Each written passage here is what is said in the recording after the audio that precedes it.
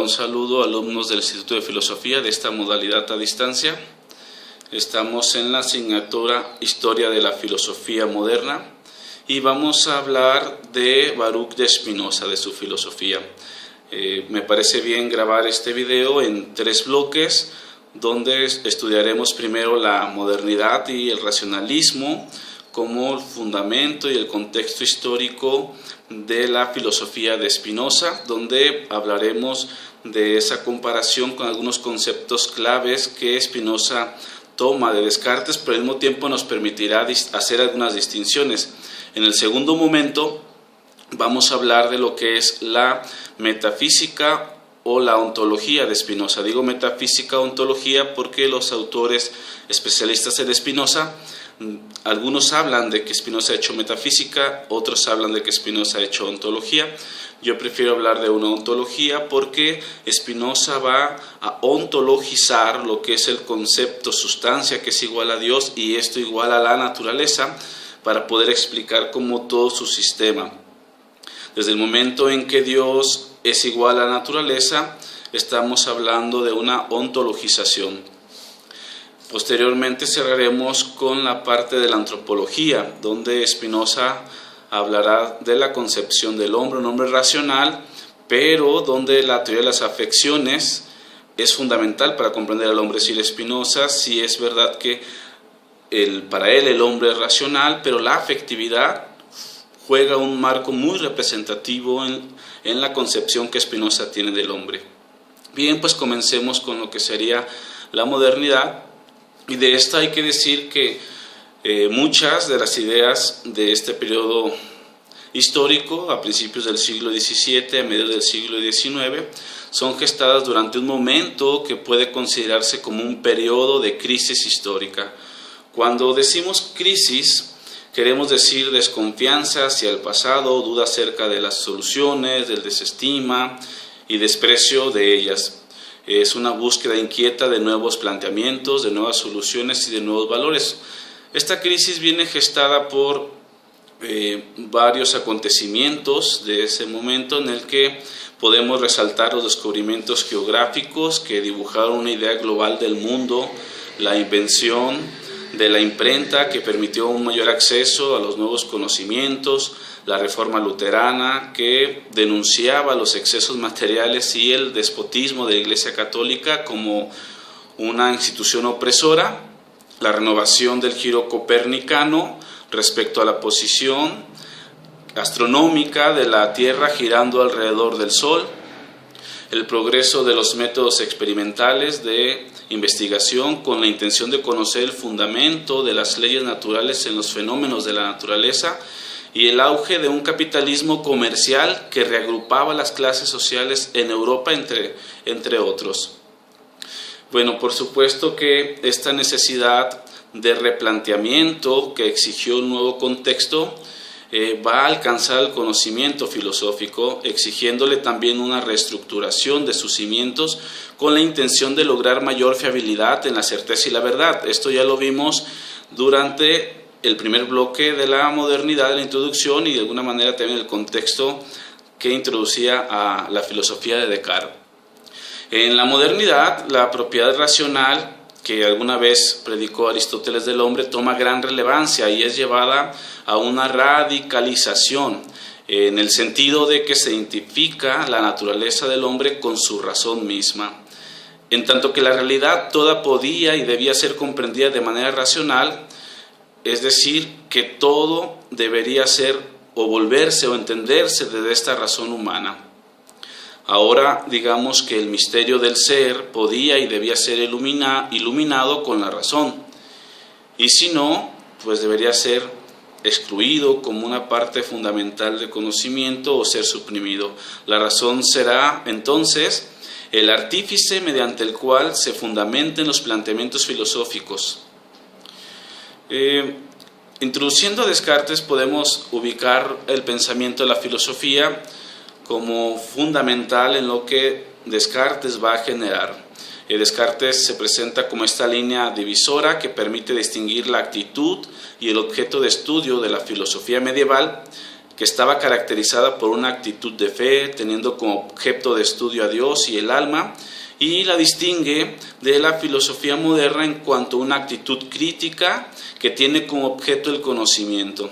La filosofía de Descartes, y en especial su escepticismo metódico o problemático, fue lo que colocó por primera vez a la epistemología en el centro de la filosofía.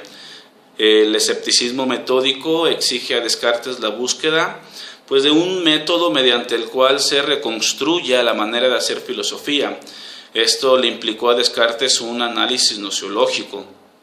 Por eso comienza poniendo en duda todos los conocimientos que tenía hasta el momento y por consiguiente los caminos a los que se apelaban para la búsqueda de la verdad, esos caminos que se habían estructurado durante la filosofía clásica griega y durante la filosofía del medievo.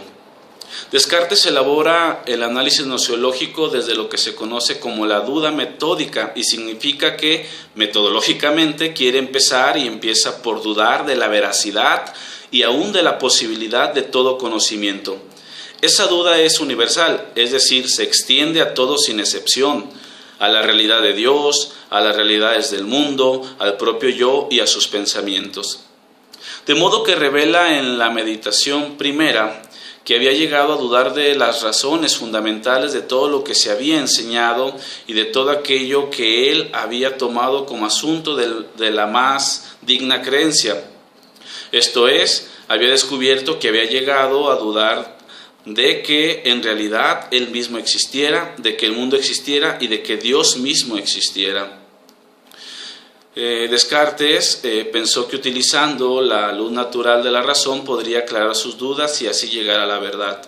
De ahí que intentara instaurar un método mediante el cual la mente pudiera reflexionar de la misma manera en que se desarrolla el ejercicio matemático, es decir, deductivamente a partir de unos principios. La forma en que lo hace es partiendo de axiomas, y como axiomas vamos a entender verdades evidentes por sí mismas, de las que se siguen una secuencia deductiva de pasos lógicos en argumentos que se desprenden de esa primera proposición, ordenándose así un conjunto de enunciados concatenados deductivamente de una forma estructurada, lógica, rigurosa e indiscutible, pensó Descartes, que permitiera un avance consecutivo con el que se obtienen otras proposiciones a las que él llama teoremas. ¿Qué son los teoremas? Es una afirmación que puede ser demostrada como verdadera o falsa dentro de un marco lógico. Y por supuesto esto nos permitiría llegar a una tesis. ¿Qué es la tesis? Pues pensémoslo como esta conclusión afirmativa o negativa a la que debemos llegar como consecuencia de las demostraciones anteriores. Este método, pensó Descartes, le garantizaba llegar a la certeza de la verdad, tal como las matemáticas son perfectas y ciertas en sus resultados, y que en el contexto histórico Galileo ya había hecho uso para construir la física. Bien, así fue como Descartes pensó un hombre racional, capaz de generar su propio método para proceder hacia el conocimiento. Un hombre racional que puede purificarse a sí mismo en su entendimiento, purificarse del error y con esto ser capaz de incrementar su poder y eficacia. Por ende, terminó por concebir a un hombre que en tanto sujeto se convierte en una sustancia racional o un yo que piensa, que se genera y se constituye por ideas. Así es como el yo idéntico a la razón toma la primacía. La razón se vuelve en su propuesta el instrumento universal que se concibe y funciona como el único fundamento válido del saber. Esto lo vimos ya durante el bloque 2 de este curso. Es importante considerar que Descartes busca una idea pura y esa idea pura puede ser captada por la razón como completamente distinta y clara, en tanto que no se mezcla con otras ideas y en tanto que no se requiere de otras ideas para concebirse. Es decir, cuando Descartes plantea la idea pura, tiene que estar limpia de otras ideas, ¿no? Es en sí misma una idea verdadera y que al no estar asociada ni construida a partir de otras, entonces encuentra de ahí la pureza. Así Spinoza va a encontrar un sujeto que se piensa, que se identifica con sí mismo, con su razón, con un yo. Y este sujeto cartesiano es autoconciencia y autorrecuperación. Esto es el afirmante más fuerte e inmediato de la existencia. Este sujeto no se modifica en tanto sustancia racional, lo que se modificará son sus ideas y en consecuencia el conocimiento que se va obteniendo del mundo. Es decir, esta idea primera del yo que Descartes encuentra está siempre ahí. Es la existencia misma, digamos, más próxima como idea verdadera que tenemos nosotros los sujetos. Así es como se abre una brecha distintiva entre el sujeto y el objeto en la que el mundo puede ser explicado racionalmente. Con esta forma de filosofía, con este pensamiento, Descartes va a establecer las bases que gestan lo que será el principio del racionalismo. Un racionalismo que asume que un todo racionalizado, en tanto que toda la existencia universal es sometida y explicada desde el alcance de la razón, como Dios, el mundo, las cosas, el hombre. Hoy todo puede ser comprendido y estar al alcance de la racionalidad, del conocimiento.